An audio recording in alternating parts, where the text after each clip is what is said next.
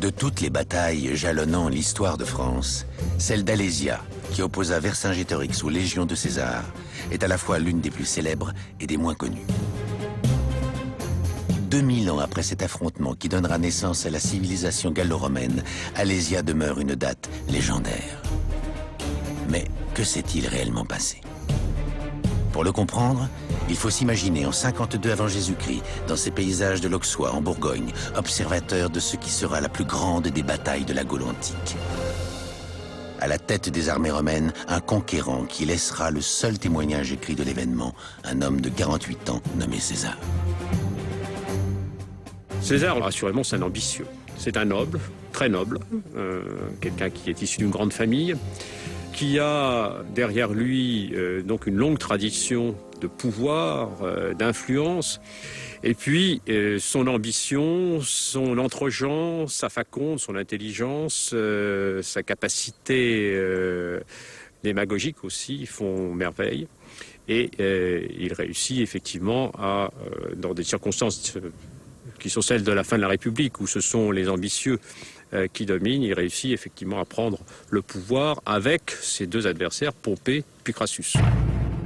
À prendre le pouvoir et à conquérir de nouveaux territoires. Depuis 7 ans, César combat les tribus celtes, que les Romains appellent Gaulois. La conquête des Gaules est aussi pour lui un moyen d'asseoir son pouvoir politique à Rome. C'est une campagne longue, difficile, où César remporte des victoires jusqu'au jour où il doit faire face à une rébellion conduite par un jeune chef arverne du nom de Vercingétorix. Son père était un roi déchu. La cité des Arvernes, c'était un pays très très riche parce qu'il y avait des grosses ressources en or. C'est une plaque tournante dans la Gaule. Et les Romains avaient développé des accords avec les Arvernes. En gros, des accords de neutralité dans la guerre des Gaules. On laisse faire, on ne s'en mêle pas. Et Vercingétorix brise ça. Il prend le risque de se mettre au banc de sa propre société en disant ça suffit, on ne peut plus tolérer ça, ce qui est en cause c'est notre liberté à nous. Si on est conquis, on va perdre tout ça. Il ne faut pas imaginer un petit jeune homme. Ce type, il a de l'expérience, et il a de l'expérience de la guerre à la romaine. C'est lui qui, le premier, nous dit César, quand il prend la tête de l'insurrection, ordonne aux Gaulois de faire des camps fortifiés. C'est lui qui va appliquer des tactiques à la romaine, y compris la tactique de la terre brûlée. Vercingétorix parvient à coaliser plusieurs peuples contre l'envahisseur romain. Il remporte une victoire contre César, à Gergovie, près de l'actuel Clermont-Ferrand, et l'oblige à battre en retraite. Le chef gaulois veut alors pousser son avantage et entreprend de poursuivre César. Mais la chance tourne. Vercingétorix est contraint de se replier sur les hauteurs d'un oppidum, un village fortifié qui se nomme Alésia. Nous sommes en 52 avant Jésus-Christ, à la fin de l'été. Les Gaulois se réfugient sur la colline, l'actuelle Montausois, qui était à l'époque l'oppidum d'Alésia. Les Romains entreprennent de construire, tout autour de cette colline, 2 lignes fortifiées. Et puis installent leur camp. Le camp de César se trouve sur l'actuelle montagne de Flavinie.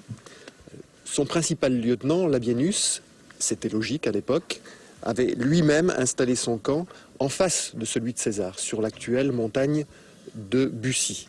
Alors on se trouve ici à l'emplacement d'un camp très important qui est le camp C, le camp du lieutenant de César. Et je crois que le regard qu'on peut avoir sur l'oppidum qui est en face de nous est très intéressant puisque malgré la distance de 2 kilomètres, on s'aperçoit que la relation visuelle est très forte. C'est-à-dire que les Romains voyaient de manière très précise ce qui se passait sur cette partie de l'oppidum et donc tous les mouvements que pouvait engager Vercingétorix. De la même manière que César, qui se trouvait de l'autre côté dans les reliefs vers Flavinie, avait une vue équivalente et voyait de son côté aussi tout ce qui se passait au niveau des mouvements de l'armée gauloise. Les Romains entreprennent d'importants travaux pour soutenir le siège. Ils creusent de larges fossés, construisent des palissades, édifient des tours d'observation. Une première ligne de fortification, appelée contrevallation, empêche les Gaulois de quitter l'oppidum. Une deuxième ligne, qu'on appelle circonvallation, protège les Romains d'une éventuelle armée venant au secours des Gaulois. La vie des légions romaines s'organise dans des camps à l'intérieur de cette double enceinte. Ici, on a des camps qui sont construits avec les blocs calcaires qui sont au sol et puis ceux que l'on a extraits des fossés. Donc on construit des murs qui sont des murs de pierre précédés d'un fossé et avec une armature souvent de bois et des tours et des portes qui sont en bois. Ce dispositif est un ouvrage militaire sans précédent, équipé de pièges redoutables.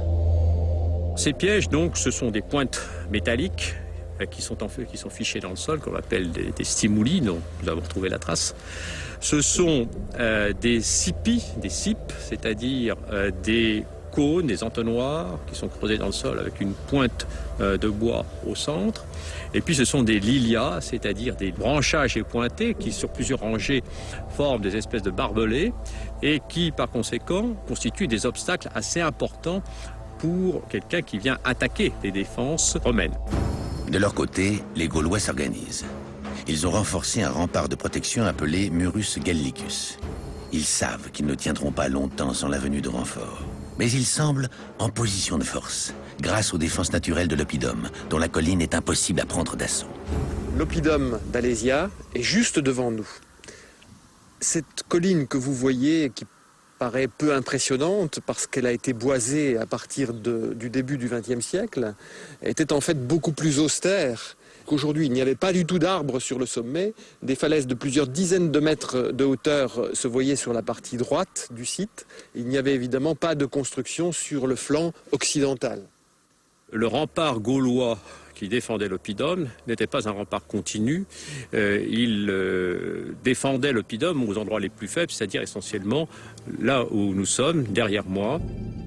Et c'est là qu'était installée l'armée de Vercingétorix, d'après le texte de César, directement en vis-à-vis des Romains.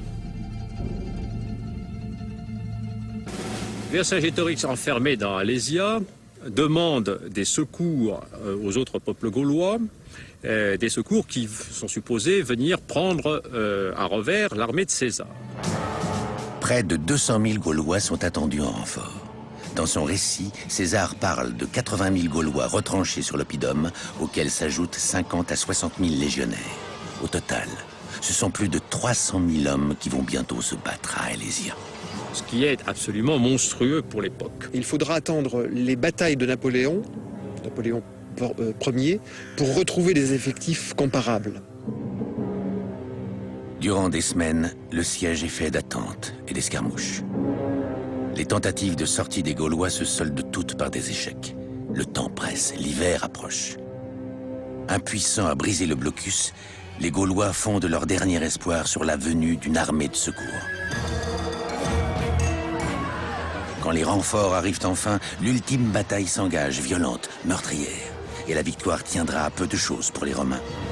Au moment crucial du siège, lorsque l'armée de secours a mis en péril les fortifications romaines dans la plaine vers le mont Réa, César ne voyait pas ce qui se passait. Par contre, son lieutenant, Labienus, voyait ce qui se passait.